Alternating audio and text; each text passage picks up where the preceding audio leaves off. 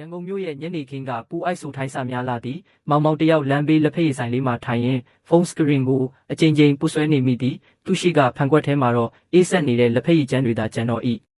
ဒီလလည်းအလုတ်ကမရသေးဘူးသူ့စိတ်ထဲမှာအတွေးပေါင်းစုံရှုပ်ထွေးနေသည်အိမ်မာကစီးဖို့လိုအပ်နေတဲ့အဖေနဲ့နေစားလုံးနဲ့ရုန်းကန်နေရတဲ့အမေ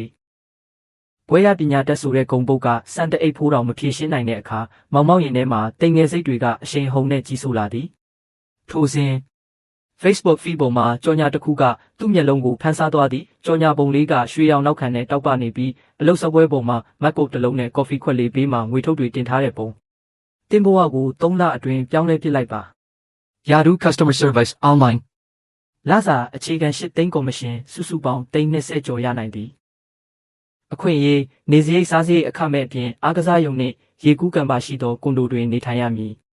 လိုအပ်ချက်ဖုန်းသို့မဟုတ်ကွန်ပျူတာအသုံးပြုတဲ့ရုံဖြင့်ရပြီးအတွေ့အကြုံမလိုနိုင်ငံခြားမှာအလုပ်လုပ်ရသလိုခံစားချက်မျိုးနဲ့မိသားစုကိုထောက်ပံ့ခြင်းပါသလားအခုပဲ Messenger မှာ Hi လို့ပို့လိုက်ပါ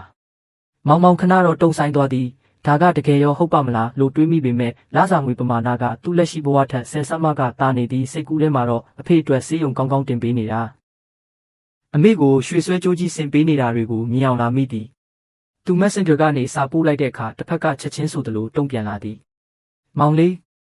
အလုတ်ကအရန်လွယ်တဲ့အမတို့ကလူငယ်တွေကိုနေရာပေးချင်တာအခုခွင့်ရေးက3ယောက်ပဲကျန်တော့တယ်လမ်းစည်းအတွက်စိတ်မပူနဲ့အမတို့အကုန်ထုတ်ပေးမယ်မနှက်ဖြန်ကားလက်မှတ်ဖြတ်ပေးလိုက်မယ်နော်ထိုညကမောင်မောင်အိတ်မပြောခဲ့ပါသူသွားရမယ့်လမ်းကငရဲခန်းစီကိုဥတီနေမှမသိပဲရွှေရောင်အိမ်မက်တွေကြားမှာရင်မူရင်သူ့ဘဝရဲ့အမောင်ဆုံးစာမျက်နှာကိုကိုယ်တိုင်လန်လိုက်မိပါတော့သည်